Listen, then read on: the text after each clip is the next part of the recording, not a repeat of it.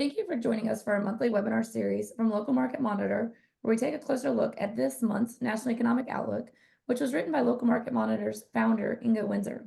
For those of you that don't know Ingo, he's been analyzing real estate markets for over 30 years and is a graduate of MIT and Boston University. He's not your typical economist and has a knack for taking complex data, extracting what is important, and providing unique insights and tangible guidance on real estate markets. So with that, I bring you Ingo and his insights on the economy. Thanks very much, Carolyn. Every month, we look at the latest economic data to see what they can tell us about real estate markets, where they are now, and where they may be headed. Our underlying premise is that you make better investment decisions when you have a better idea of the economic forces that affect supply and demand. Today, we'll mainly talk about the slowing of the US economy and the possibility for a recession later this year, a recession that may partly be caused by the real estate market itself. At times, we talk about real estate and the economy as though they're separate things, only connected because the economy creates more or less demand for housing. But the effect can be in the other direction as well, because a home is often the largest financial asset of the owner, and its value affects how much the owner is willing to spend on other stuff. Well, there we go. Let's look first at the overall economy as reflected in the rate at which it's creating jobs. In this chart, we see the percent increase in jobs every month compared to the same month of the previous year. The latest data point is December. The chart shows the recovery from the COVID recession on the left, followed by a long and steady decline in the growth rate. We'll see in a bit that the current growth rate, just about 2%, is artificially high, and that the actual creation of new jobs is quite a bit less. By looking at the major sectors of the economy, we can get a better idea about that fundamental level of growth. In the manufacturing sector, the surge in jobs after the pandemic has completely petered out. The strike in the auto industry didn't help, but even without that interruption, growth was heading towards zero. This slowing of growth in manufacturing is no longer connected with sending jobs overseas. It's a sign that US customers are slowing down their demand.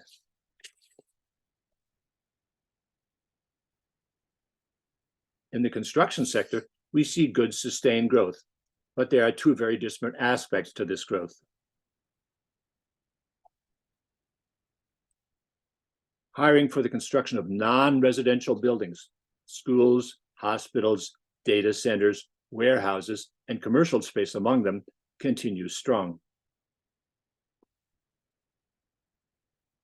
But home builders have stopped hiring and are laying people off. They're still finishing existing projects, but aren't expanding, a sign that demand for more homes has slacked off sharply.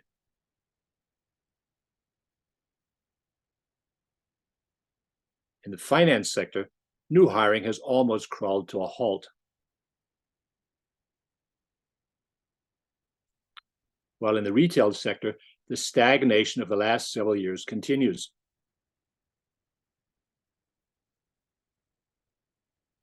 Now we come to the three large sectors that are keeping overall job growth close to 2%, but only because of strong rehiring to make up for big COVID-related job losses. Before the pandemic, growth in the restaurant sector was generally around 1.5% a year. This chart shows that we're heading back to that level, but recent hiring has been a full percentage point higher. Before the pandemic, growth in the big healthcare sector was close to 2% a year, not the 4% we're currently seeing. This is largely due to restocking at nursing homes, which were heavily hit with layoffs in the pandemic.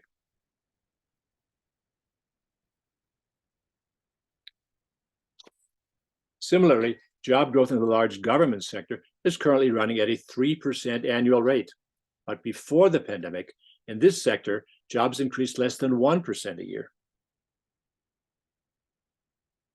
Much of the reason for the current strength is strong rehiring by state governments, including jobs at state colleges. Jobs in this subsector also usually increase less than 1% a year, not the 5% we're currently seeing. If we take out the extraordinary job growth at restaurants and in healthcare and government, the fundamental growth of jobs in the economy is less than 1%, which is very much in line with the growth of jobs in business services. Business services is one of the biggest sectors of the economy. It provides services that other businesses need, such as legal, accounting, and computer design services, building maintenance and cleaning, waste management, temporary workers, and a raft of others. Because it's intertwined with the functioning of all businesses, it's a marker for actual business activity. And the chart shows that after a strong recovery from a very shallow recession period, job growth in this sector has decreased until it's now under 1%. As in the construction sector, there are different business services to consider. Demand for computer design services, for example, is still good, even though much slower than last year. But the demand for temporary workers, who can be engineers as well as receptionists, has entirely turned around. Companies use temporary workers because they're easily hired and easily fired. And for the past year, they've been firing them, which means their own business isn't doing very well. What all these numbers tell me is that the actual growth of the economy is no better than 1% a year, and very likely less, a level of great fragility where any new shock, like the wars in Ukraine or Israel, or political instability, or the price of oil, can shut consumer wallets and produce a recession. And a homegrown shock could easily come in 2024 from the real estate market.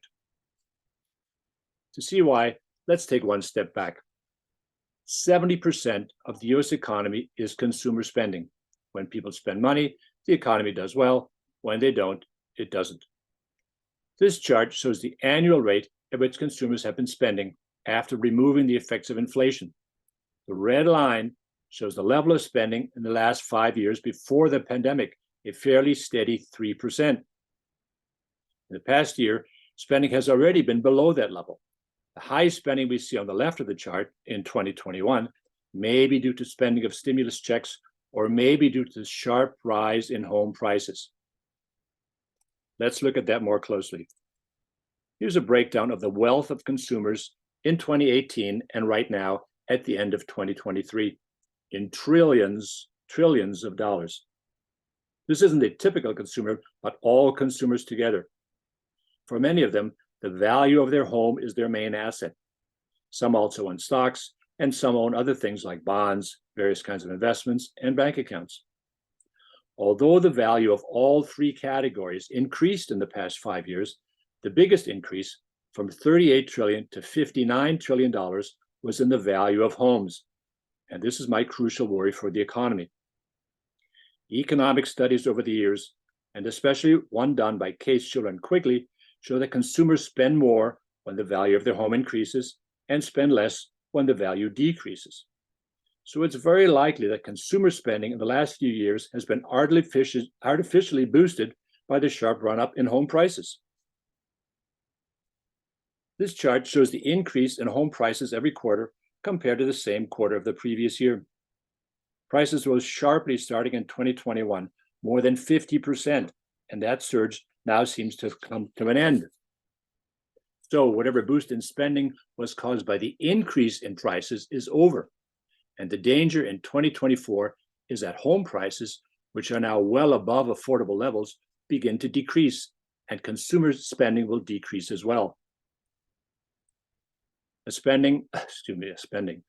fall in home prices has already happened in Phoenix, and in Austin, and in other markets.